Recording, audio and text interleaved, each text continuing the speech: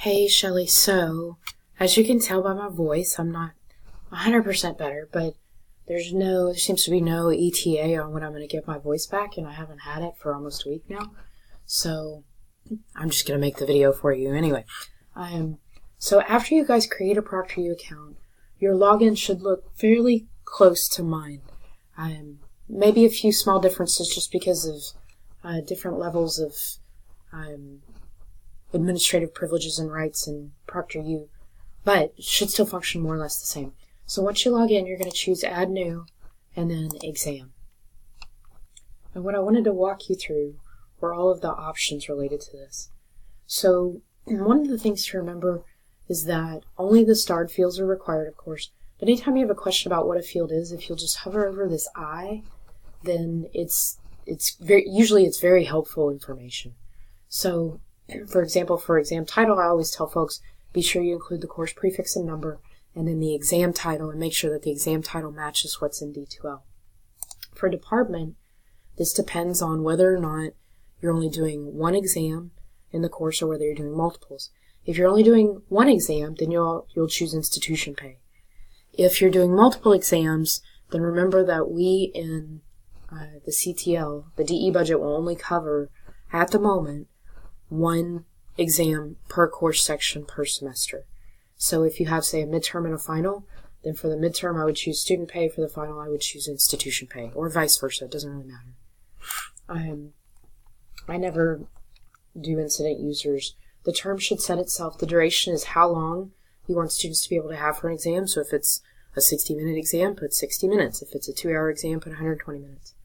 The exam URL will always be the D2L address, so that's d2l.sfsu.edu, and the exam password is going to match whatever the password is that you input on the exam in D2L. So what will happen at this point in the exam is when a student, after they authenticate and they get logged into D2L, the proctor will take over their computer and will input whatever password you include here. That way, a student doesn't have the password and can't go in and just take the exam without being proctored, and the proctor doesn't give the password to the student so that the student can then share it with their friends. So whatever you put here, just make sure that's also what you put in the restrictions in D2L. We don't, as a general rule, recommend iteration templates.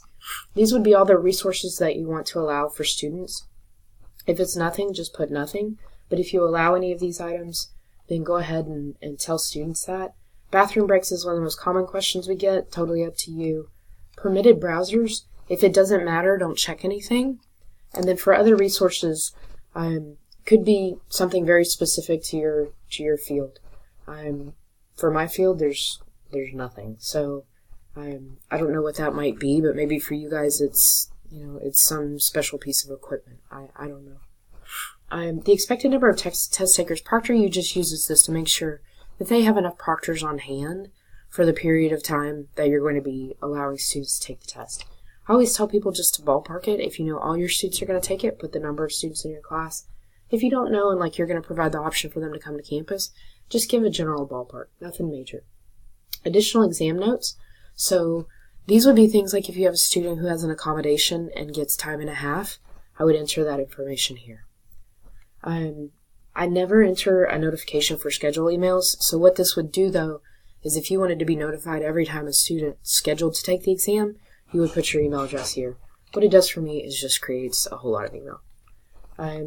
So contact info for exam issues is in case there is an incident of academic integrity violation that ProctorU needs to report, or it could be something as I got contacted one time because my password didn't match what I had told ProctorU, so they called me. So it could be for a couple of things. But just put your information in. I always tell folks, put your cell number in. Because in my case, when I had that instance where my password was screwy, I had just put my office phone in, and it was a Saturday, and ProctorU tried to call me, and I didn't even know about the issue until Monday. But you can tell them, don't call me after 9 p.m. And they will honor that. So for the window, this is the window of time in which you want students to be able to take the exam. So if you're only going to leave it open for a day, put the day and time information here. If you're going to leave it open for a week, put that here. And then when you're done, just click Submit for review. So it's really that simple. Anything you have questions about, the I is really helpful.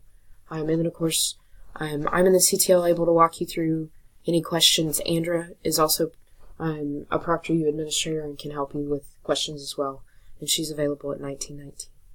So I hope this helps. Again, I apologize for my voice, but if you have any questions or concerns, then let me know.